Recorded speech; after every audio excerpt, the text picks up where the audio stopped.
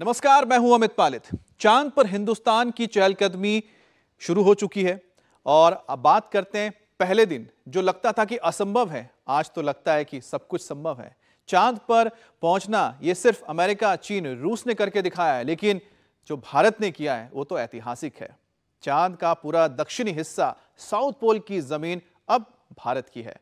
प्रज्ञान जमीन पर चल रहा है और 13 दिन तक ऐसे ही चलता रहेगा, लेकिन हिंदुस्तान इससे आगे की सोच रहा है। अगस्त का महीना चल रहा है, सितंबर के महीने में हम सूरज की तरफ बढ़ने वाले हैं। चंद्रयान के बाद सूर्ययान की बारी है। आदित्य पर काम शुरू हो चुका है। मिशन मून कैसे पूरा हुआ, अगले कुछ दिनों तक क्या खबर मिलने वाली है, ये सब आपको बताएंगे। Currently, only 2 engines are now being fired. Sir, we have achieved soft landing on the moon. India is on the moon. Vikram safely चांद पर उतर गया। चंद्रमा पर उड़ी धूल भी थम गई। प्रज्ञान ने चहलकदमी भी शुरू कर दी, लेकिन पहले प्रज्ञान ने बताया कि चांद की धरती पर हिंदुस्तान आया है। 140 करोड़ हिंदुस्तानियों का पैगाम लाया है।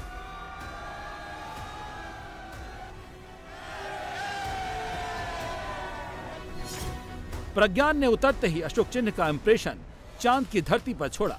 इसरो के लोगों का भी चांद की धरती पर इंप्रेशन डाला। प्रज्ञान 14 दिन तक चांद के 500 मीटर के दायरे में घूमेगा, तस्वीरें लेगा, डेटा लेगा, वहां की मिट्टी का सैंपल लेगा। लेकिन इससे भारत को क्या फायदा होगा, दुनिया को इससे क्या मिलेगा? तो जवाब है चांद की बेशकीमती खनिज संपदा के बारे में जानकारी मिलेगी। ये वो खजाना है जो जीवन के रहस्य को सुलझाएगा, धरती की जरूरतों को आसान बनाएगा, पानी का संकट हल करेगा, ऊर्जा की जरूरतों को पूरी करेगा, चांद पर इंसानी बस्ती का सपना साकार करेगा, अंतरिक्ष की पहेलियों को सुलझाएगा। इससे फायदा सिर्फ हिंदुस्तान को नहीं, पूरी मानव सभ्यता को होगा, पूरी दुनिया को होगा।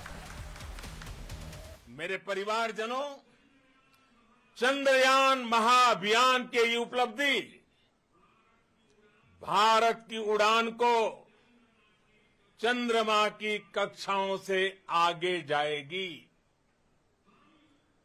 हम हमारे सौर मंडल की सीमाओं का सामर्थ्य परखेंगे और मानव के लिए ब्रह्मांड की अनेक संभावनाओं को साकार करने के लिए भी जरूर काम करेंगे।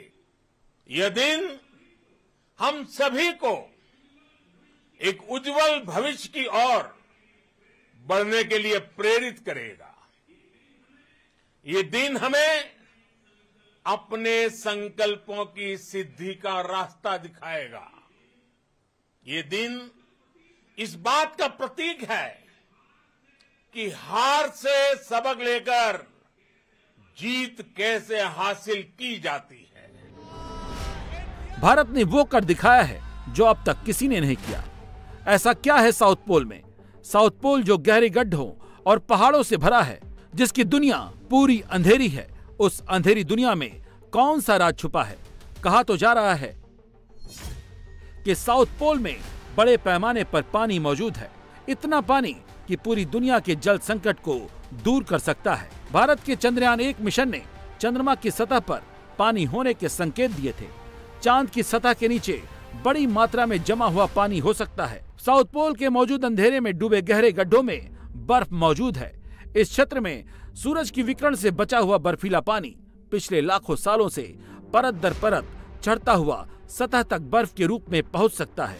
अगर प्रज्ञान को इस तरह के बर्फ के नमूने मिलते हैं तो सौर मंडल में पानी के इतिहास को समझने का मौका मिलेगा। यही नहीं, पानी के अणुओं को हाइड्रोजन और ऑक्सीजन परमाणुओं में तोड़ा जा सकता है, जिनका उपयोग रॉकेट प्रोपेलर्स के रूप में किया जा सकता है।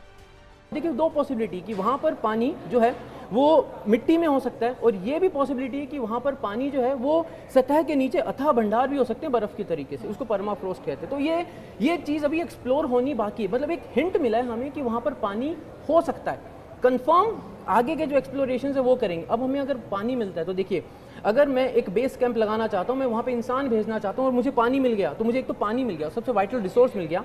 दूसरा पार्टी है, मैं पानी को तोड़कर ऑक्सीजन निकाल सकता हूँ। तो जो बेसिक चीज़ें मुझे चाहिए वहाँ पर सस्टेन करने के लिए और वहाँ से लॉन्च होने के लिए, मेरे को दोनों मिल जाएंगे।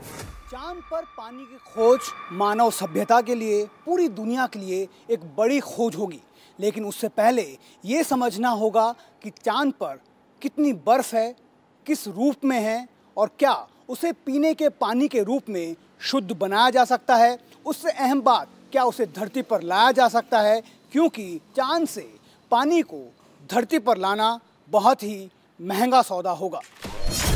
अभी की लागत के हिसाब से प्रति लीटर पानी की कीमत $1 मिलियन है। शायद इसीलिए अंतरिक्ष क्षेत्र में उतर रहे कारोबारियों की नजर चंद्रमा की बर्फ पर है। उनकी योजना अंतरिक्ष यात्रियों को पानी उपलब्ध कराने की है। सिर्फ पानी ही नहीं, चांद पर खनिजों का भंडार है, ऐसे ऐसे खनिज जो धरती पर दुर्लभ है, जिसमें हीलियम-3 का अकूत भंडार है चांद पर। नासा का कहना है कि 30 लाख टन हीलियम-3 चांद पर मौजूद है। यूरोपीय स्पेस एजेंसी के मुताबिक हीलियम-3 का इस्तेमाल परमाणु ऊर्जा में किया जा सकता है, लेकिन इसकी खासियत यह है कि ये रेडियो एक्टिव नहीं होता, जिससे ये खतरा पैदा नहीं करता। एक अनुमान के मुताबिक चांद पर बड़े पैमाने पर हीलियम-3 छिपी हुई है और इसलिए दुनिया भर के देश इसके पीछे भाग रहे हैं। विशेषज्ञों के मुताबिक इसके महत्व का अंदाजा इसी बात से लगा सकते हैं कि 3 चम्मच हीलियम-3 धरती के 5000 टन कोयले के बराबर होता है। स्कैंडियम, एट्रियम और 15 लेथेनाइट्स जैसे तत्व जो धरती पर नहीं मिलते, जिनका इस्तेमाल स्मार्टफोन, कंप्यूटर और एडवांस टेक्नोलॉजी में हो सकता है। बेसाल्ट के कणों में मिलने वाले क्रिस्टल में फॉस्फेट खनिज मिलता है। यहाँ से जो कुछ भी मिलेगा उससे चंद्रमा की उत्पत्ति और विकास की जानकारी मिलेगी। चांद पर बेशकीमती खजाना है। यही वजह है कि एलन मस्क और जेफ बेजोस जैसे अरबपतियों से लेकर फिलीपींस और रवांडा तक के देश चांद पर सैटेलाइट भेजने की कोशिशों में जुटे हैं, क्योंकि मून रेस में अब दुनिया का कोई भी देश या व्यक्ति पीछे नहीं रहना चाहता। ऐसे में हिंदुस्तान ने मून के साउथ पोल पर कामयाबी के साथ लैंडिंग कर हमारे स्पेस प्रोग्राम को और ताकतवर और मजबूत बना दिया है। जो लोग पूछ रहे हैं कि इसमें भारत के स्पेस प्रोग्राम को क्या फायदा मिलेगा, उसका जवाब है, अगर चांद की अबूझ बहेरी सुलझ जाती है तो दूसरे मिशन की कामयाबी के भी चांसेस बढ़ जाएंगे। चांद से ही दूसरे ग्रहों के लिए मिशन चलाने की तैयारी है। चांद के आसपास ही बनेगा एक मून स्टेशन। चांद के आसपास घूमते मून स्टेशन में रहेंगे एस्ट्रोनॉट जो चांद से ही किसी दूसरे ग्रह के लिए जा सकते हैं। चांद पर दुनिया के एस्ट्रोनॉट्स का बेस कैंप बनाने की तैयारी है। हमने भविष्य के लिए कई बड़े और महत्वाकांक्षी लक्ष्य तय किए हैं। जल्द ही सूर्य के विस्तृत अध्ययन के लिए ISRO Aditya L1 mission launch करने जा रहा है। इसके बाद शुक्र भी इसरो के लक्ष्यों में से एक है। गगनयान के जरिए देश अपने पहले ह्यूमन स्पेस फ्लाइट मिशन के लिए भी पूरी तैयारी के साथ जुटा है। भारत बार बार ये साबित कर रहा है कि sky is not the limit. सीधी भाषा में समझ ले, अगर भारत के किसी सैटेलाइट को आगे जाना है तो चांद पर फ्यूल भरकर दूसरे ग्रह पर जा सकता है। भारत चांद पर क्यों गया? भारत सूरज पर रिसर्च क्यों कर रहा है? वीनस पर जाने की क्यों तैयारी है? इसके पीछे जानकारी भी है और भारत को स्पेस वर्ल्ड में विश्व गुरु बनाने की तैयारी भी है। Success of Chandrayaan 3 meaning for the future exploration. I think it's all clear to you. I don't have to tell. See, when it is such a tough journey for going to moon and landing, soft landing, which is very difficult for any nation to achieve today, even with the advancement of technology, and we achieving it in just two missions. The first mission had a narrow miss, and now we achieved it so perfectly.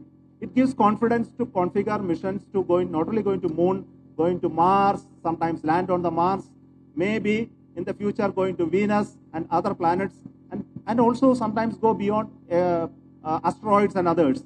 We should think about it. I think you should all support us to plan such missions with a very, very cost-effective mission. Nobody in the world can ever do like this, what we do, and nobody will be able to succeed maybe in the minimum most attempts. So I request each one of your support, encouragement. The whole of the nation should be behind us to do this.